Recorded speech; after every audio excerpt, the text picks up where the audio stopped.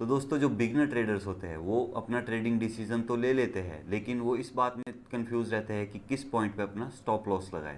तो आज हम ऐसे इंडिकेटर की बात करेंगे जो आपको बताएगा कि आपको स्टॉप लॉस किस पॉइंट पे लगाना है। मैं हूं Manmohan Thakur, technical analyst stock पाठशाला से, और आप देख रहे हैं अ डिजिटल ब्लॉगर। तो आइए शुरू करते हैं।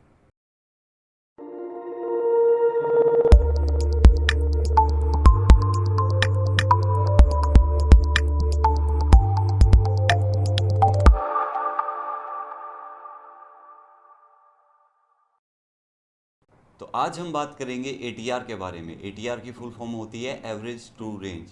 एटीआर एक वॉलेटाइल इंडिकेटर है जो एक पॉपुलर टेक्निकल एनालिस्ट जे वेल्स वाइल्डर जूनियर ने अपनी book new concept in technical trading system में इंट्रोड्यूस किया था। अदर टेक्निकल इंडिकेटर्स की तरह एटीआर मार्केट प्राइस की इंडिकेशन नहीं देता है, बट ये ओनली स्टॉक की वॉलेटिलिटी की डिग्री को कैलकुलेट करता है। एटीआर को स्टार्टिंग में कमोडिटी मार्केट में यूज़ किया जाता था, लेकिन अब इसे हर टाइप की सिक्योरिटी पे यूज़ किया जाता है। अब आप सोच रहे होंगे कि एटीआर की कैलकुलेशन कैसे की जाती है।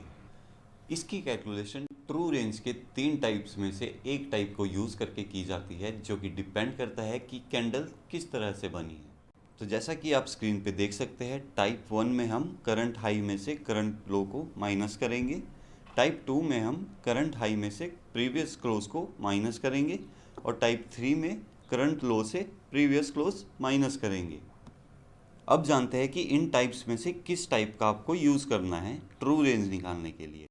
अगर करंट कैंडल की रेंज पिछली कैंडल की रेंज से बड़ी है तो हम टाइप 1 का यूज़ करेंगे, और अगर करंट कैंडल पिछली कैंडल से हाई पे बंद हुई है तो हम टाइप 2 का यूज़ करेंगे, और अगर करंट कैंडल प्रीवियस कैंडल से लो पे क्लोज हुई है तो हम टाइप 3 का यूज़ करेंगे।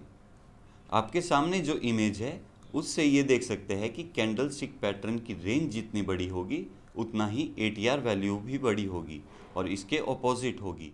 अब करंट एटीआर का फॉर्मूला आप अपनी स्क्रीन पे देख सकते हैं। Current ATR is equal to past ATR into 13 plus current true range divided by 14। अब इससे कोई फ़र्क नहीं पड़ता कि नंबर पॉजिटिव है या नेगेटिव, इस कैलकुलेशन में हाईएस्ट एब्सोल्यूट वैल्यू का यूज़ किया जाता है। अब प्राइस में छोटा या बड़ा मूव होने पर एटीआर भी ऊपर या नीचे मूव करता है। अब 1 मिनट के चार्ट पर हर 1 मिनट में एटीआर की वैल्यू को कैलकुलेट किया जाता है। उसी तरह एक दिन के चार्ट में हर दिन एटीआर की वैल्यू को कैलकुलेट किया जाता है। अब आइए जानते हैं एवरेज ट्रू रेंज हमें ट्रेडिंग डिसीजन में कैसे मदद करता है।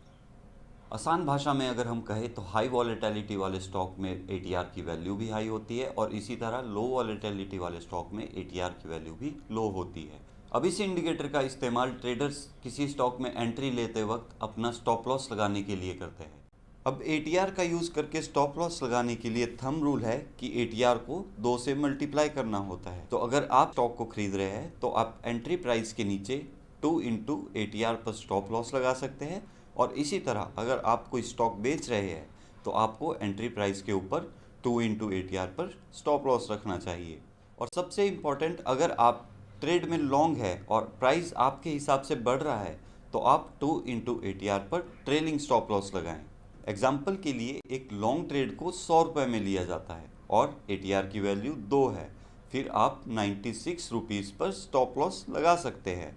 और अगर आप शॉर्टिंग कर रहे हो और शेयर को 100 रुपये में लिया जाता है और एटीआर की वैल्यू 2 है, फिर आप 104 पर स्टॉप लॉस लगा सकते हैं। तो दोस्तों ये तो था कि आप एटीआर को कैलकुलेट करके उसे यूज़ करके अपना स्टॉप लॉस कैसे लगा सकते हैं।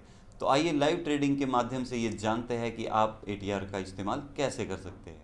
तो दोस्तों जैसा कि आप देख सकते हैं, यहाँ पर मैंने ट्रेडिंग व्यू में लॉगिन कर लिया है और यहाँ पर मेरे सामने चार्ट वाली विंडो खुल गई है।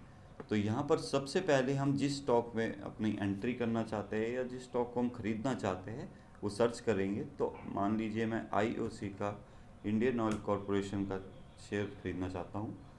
तो यहाँ पर आप देख सकते हैं कि अभी इसका प्राइस 90.7 के पास चल रहा है। और यहाँ से मैं सबसे पहले अपना वॉल्यूम इंडिकेटर हटा देता हूँ, और यहाँ पर अब मैं सर्च करूँगा एवरेज ट्रू रेंज। यहाँ पे एवरेज ट्रू रेंज आ गया है, इस पर मैंने क्लिक कर दिया और ये हमारे चार्ट में प्लॉट हो चुका है।